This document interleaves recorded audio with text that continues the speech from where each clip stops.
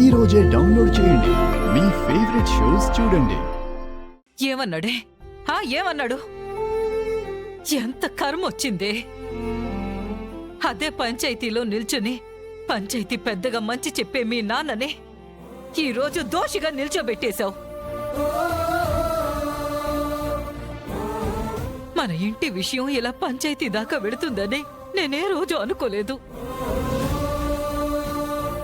అక్కడ నలుగురు చేత మీ నాన్న చెప్పించుకునే పరిస్థితి వస్తుందని నేను కల్లో కూడా అనుకోలేదే. ఇదంతా నీ వల్లే జరిగిందే. ఆయనకొకరు చెప్పే పరిస్థితి కానీ, తలదించుకుని మీ నాన్న ముద్ద ఇలా నిలబడ్డం కానీ నేను చూడలేను. అసలు ముందే ఇదంతా చెప్పుంటే గొడవ ఎంతవరకు వచ్చేది కాదు కదా. అమ్మా, నువ్వు నాన్నని పంచాయతీలో చూడలేనట్టు నేను నా భర్తని పంచాయతీలో తలదించుకుని ఉండడం చూడలేనమ్మా.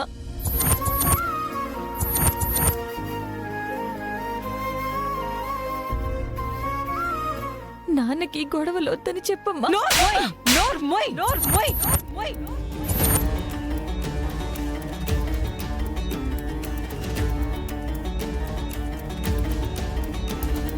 ఏంటే, వాడిని మీ నాన్నతో పోలుస్తావా? నీ భర్త నీకెంతో, నా భర్త నాకు అంతే కదమ్మా. కానీ నా భర్త నన్ను ఏనాడు పని మనిషిలా చూడలేదు.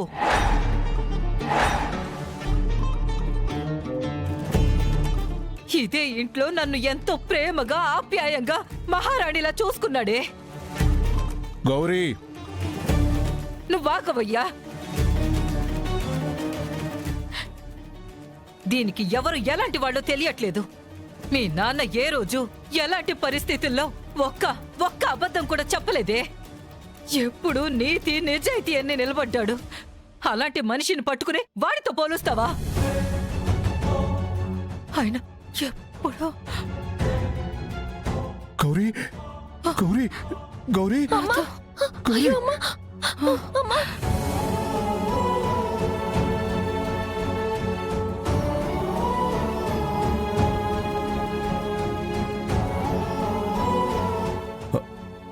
గౌరీ, గౌరీ, ఈ మాత్ర వేసుకో.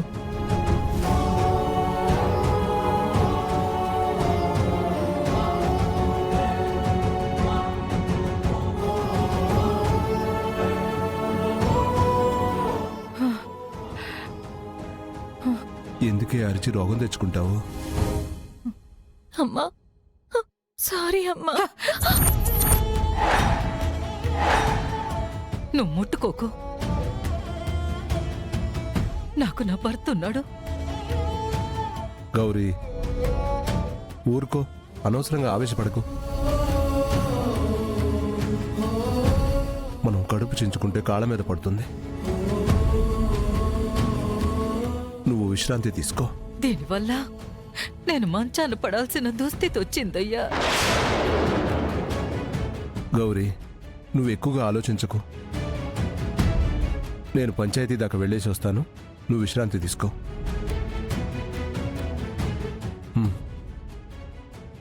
పద.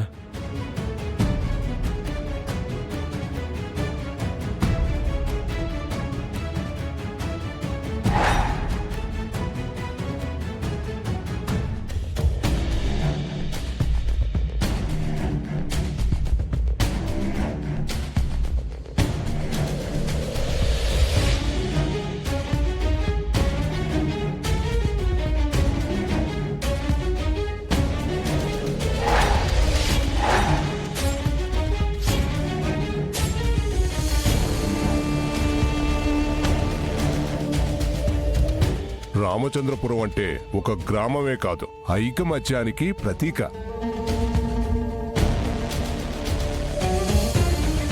మా అందరిది ఒకే మాట, ఒక్కటే నిర్ణయం, ఒక్కటే ఆచరణ. ఈ గ్రామంలో ఏ ఇంట్లో సమస్య వచ్చినా అందరం కలిసికట్టుగా ఎదుర్కొంటాం. ఆదికేశవ గారు ఈ ఊరి పెద్ద మనిషి. మాతో ఇక్కడ కూర్చొని ఆయన తీర్పులు ఇవ్వడమే కానీ ఏనాడు ఏ విషయంలోనూ అక్కడ నిల్చోని ఎరగరు.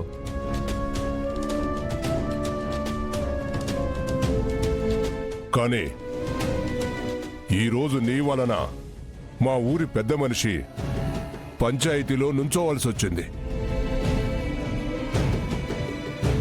మా ఊరి ఆడపడుచుకు నువ్వు తీరని అన్యాయం చేశావు.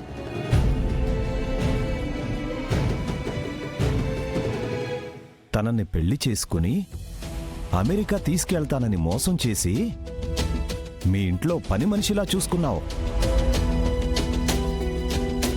మా ఊరు అమ్మాయిని ఎన్నో చిత్రహింసలకు గురి చేసి తనకి మానసిక క్షోభని కలిగించావు.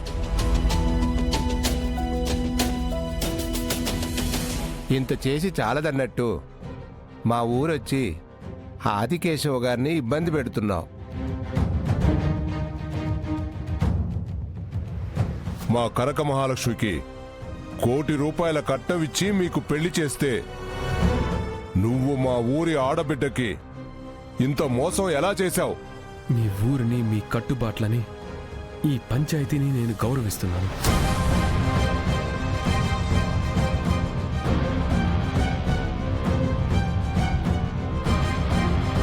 నేను నా భార్య కోసం ఈ ఊరికి వచ్చాను.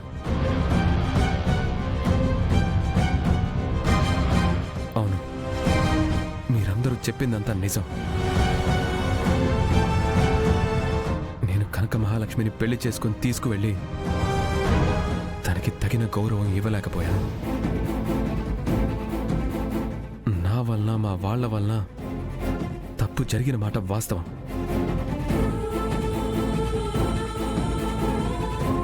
వీడికి ఎంత ధైర్యం! మన ఊరొచ్చి మన ఆడపిల్లని హింసిస్తున్నానని ఎంత నిర్లజ్జగా చెప్తున్నాడో.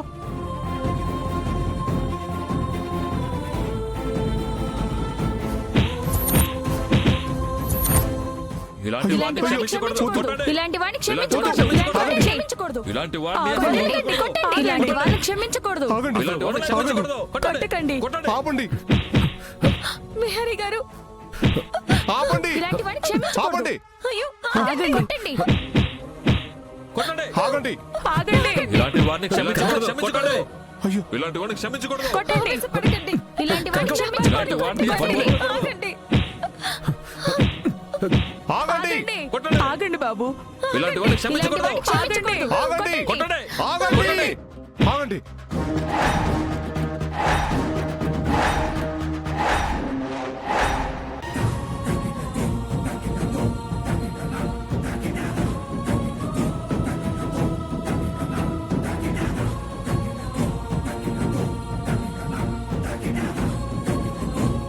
ఆ